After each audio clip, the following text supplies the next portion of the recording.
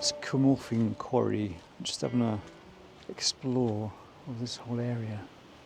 Fascinating place. I've been here before last year, September, so the weather was quite different back then. The light is not the best today.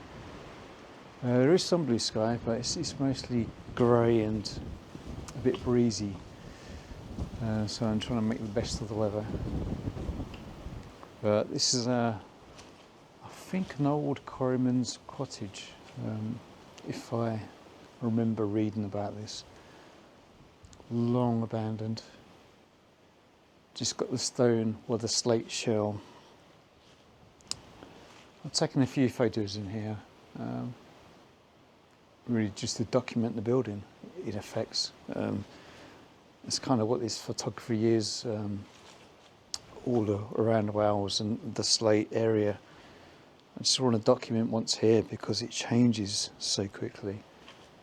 Even in the few years I've been exploring this area, I've gone back to the same locations and I've noticed other things are falling down or a tree's gone. It changes so quickly. I'm going to head back down the trail. There's an old chapel which you may be able to see in the background there.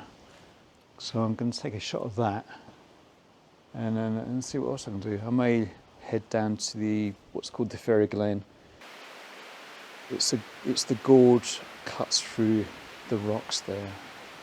And if I get a better light, get the light coming into the gorge, that can make a really good shot. Hopefully I can take some long exposures there, the water coming through the gorge. Yeah, it's just an amazing location. Just come round to the other side here.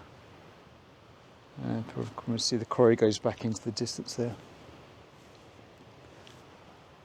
Yeah, there's not a lot of autumn colour here. You don't really have the trees here. There is one behind me there. You can see that. And that does have some colour. But I think, yeah, back at the gorge, more towards the forest, I should see some more colour there. Alright, let's see what we can do.